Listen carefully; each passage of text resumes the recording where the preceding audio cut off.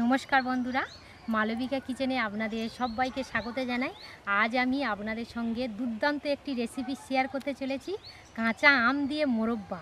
এত সুন্দর হয় কি বলবো বন্ধুরা, আপনারা কিন্তু না দেখলে মিস করে যাবেন। এবার আমরা রান্নাঘরে চলে যাব। এখানে আমি কাঁচা আম দুটো নিয়েছি, আর এই সময় কিন্তু বাজারে থেকে কাঁচা আম কিন্তু খুবই কম পাওয়া যাচ্ছে, কারণ কিন্তু সব আম পেকে যাচ্ছে। মানে এখন বাজারে কিন্তু পাকা আমটা খুব অ্যাভেলেবেল হচ্ছে। আর এই কাঁচা আম দিয়ে মোরব্বা বানিয়ে যদি 1 বছর সংরক্ষণ করে রাখা যায় কেমন হবে বলুন তো বন্ধুরা। আমি সেই রকমই খুবই সুন্দরভাবে আর একদম সহজভাবেই আপনাদের সঙ্গে শেয়ার করব মোরব্বাটা। প্রথমত আমি দুটো আমের খোসা ছাড়িয়ে নেব। আমের কিন্তু মোরব্বাটা বানাতে গেলে আমটা কিন্তু একদমই কাঁচা নিতে হবে, আর একদমই চকচকে আম।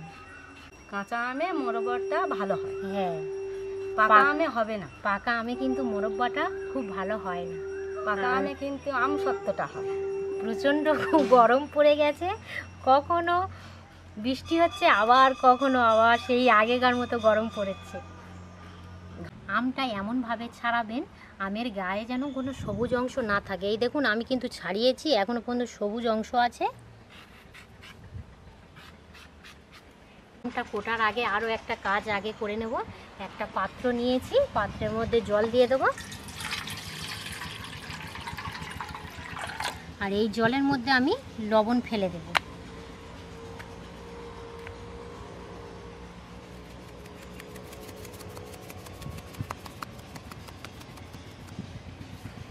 লবণটা কিন্তু আমি প্রায় 2 চামচের মতোই দিলাম, আন্দাজ মতোই দেবেন। এবার আমি আমটা কেটে নেব।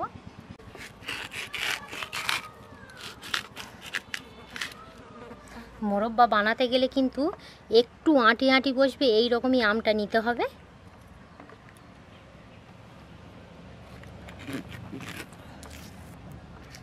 এই সাদা অংশটা ফেলে দেবে।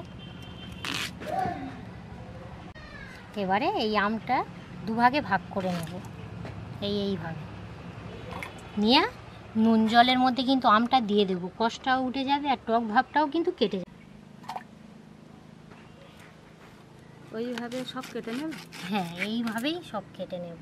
কচি আমে কিন্তু একদমই মোরব্বা ভালো হবে না, যদিও বা হয় বেশি দিন থাকবে না, নষ্ট হয়ে যাবে। হ্যাঁ, একটু আঁটি আঁটি বসবে, বাগড়া বসে গেছে, সেই রকমই আম নিতে হবে। কীভাবে আমি এই আমটা খোসা ছাড়িয়ে কেটে নেব।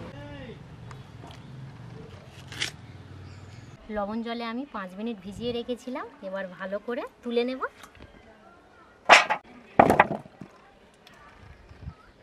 এই দেখুন জলের মধ্যে আমের কষটা দেখুন একদম কিন্তু পরিষ্কার দেখা যাচ্ছে। আমি জল দিয়েছিলাম একদম পরিষ্কার, আর কষটা দেখুন।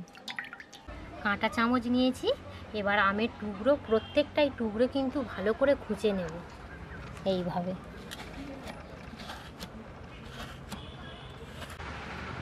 এরা খুঁচে নিতে হবে। হ্যাঁ, দিদিও কিন্তু শুরু করে দিয়েছে, আমাদের খুবই তাড়াতাড়ি কিন্তু হয়ে যাবে।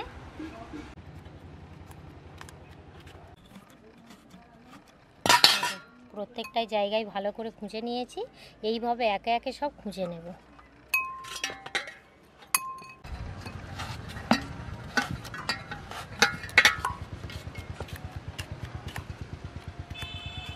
সব আমে কিন্তু ভালো করে খুঁজে নিয়েছি। এখানে একটা পাত্রে আবারও জল দেব। এখানে আমি চুন নিয়েছি 2 চামচের মতো চুন, এবার জলের মধ্যে দিয়ে দেব।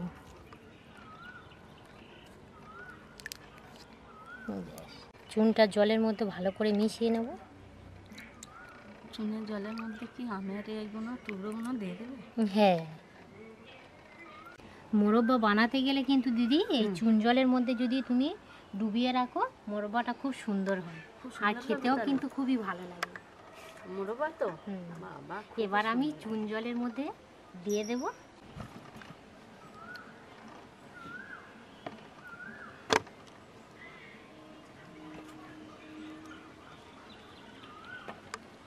আমি এই রকমই পাত্র নিয়েছিলাম, কিন্তু আমটা ভরে বোঝাই হয়ে যাচ্ছে, তাই আমি এই বড় পাত্রের মধ্যে ঢেলে দেব। আর একটা কথা বলছি, আমটা কিন্তু খোঁচার পরে নরম হয়ে গিয়েছিল, আর এই চুন জলের মধ্যে ডুবিয়ে রাখলে কিন্তু আগেকার মতো আবার শক্ত হয়ে যাবে। আর আমি এই চুন জলের মধ্যে ভিজিয়ে রাখবো 1 ঘন্টা। আপনাদের হাতে যদি সময় থাকে 3 থেকে 4 ঘন্টাও রেখে দিতে পারেন। 1 ঘন্টা বাদে আবার ফিরে আসছি। 1 ঘন্টা বাদে আবার ফিরে এলাম।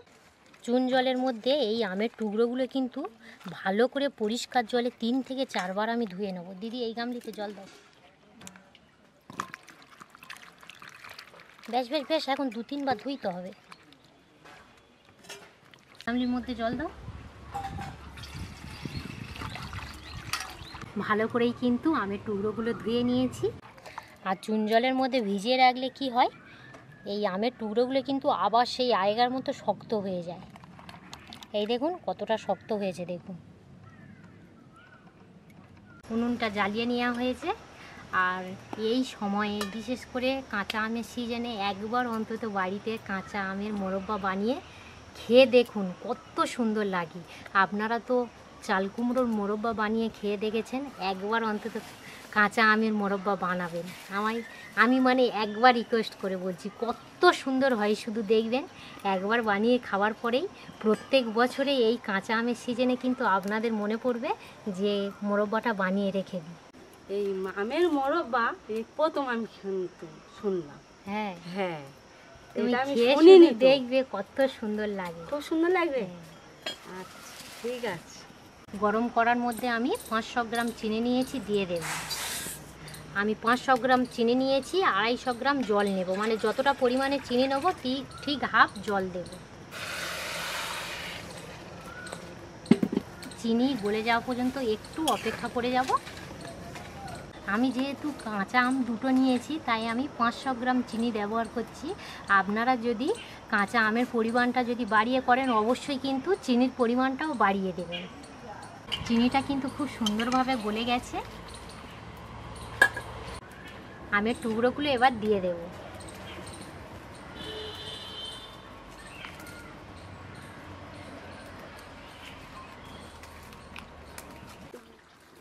আমের মোরব্বার মধ্যে একটু সেন্ট আসার জন্য আমি 4টে এলাচ নিয়েছি, মুখ ফাটিয়ে দিয়ে দেব।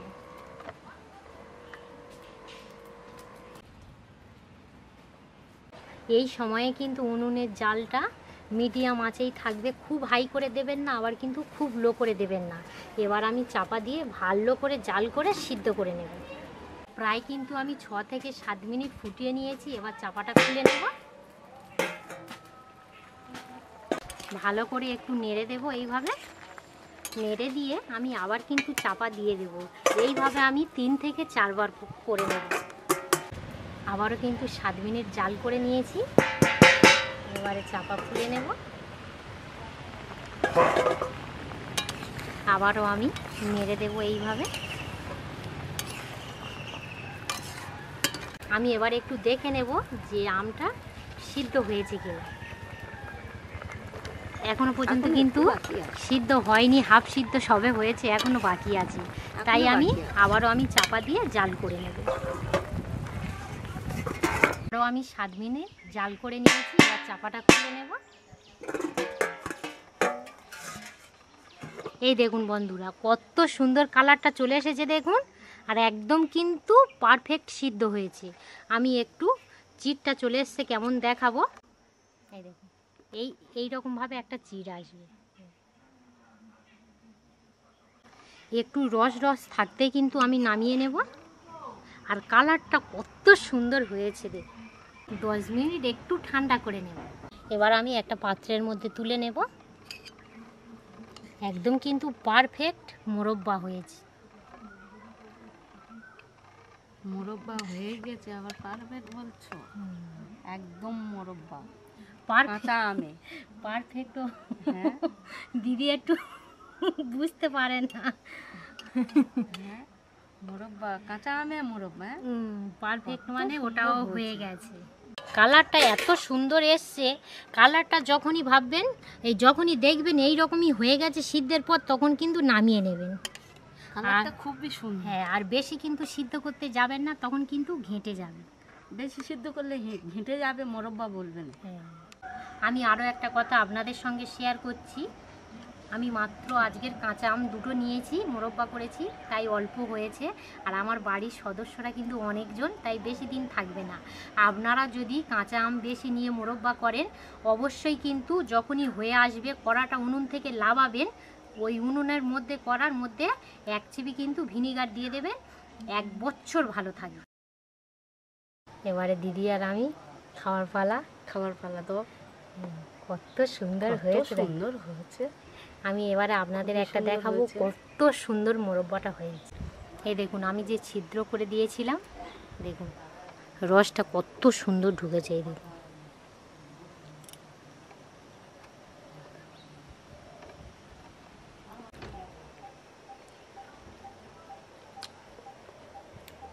কাঁচা আমের মোরব্বা হেভি সুন্দর হয়েছে, এত সুন্দর হয়েছে কিছু বলার নেই। ভালো লেগেছে।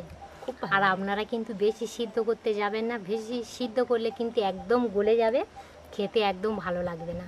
আমি কিন্তু বানিয়েছি, একটা গায়ের সঙ্গে আর একটা আমের টুকরো লাগেনি, আর একদম কিন্তু ভাঙেনি। দেখুন একদম গোটা গোটা আছে। এই দেখুন প্রত্যেকটাই আমের টুকরো কিন্তু গোটা গোটা আছে।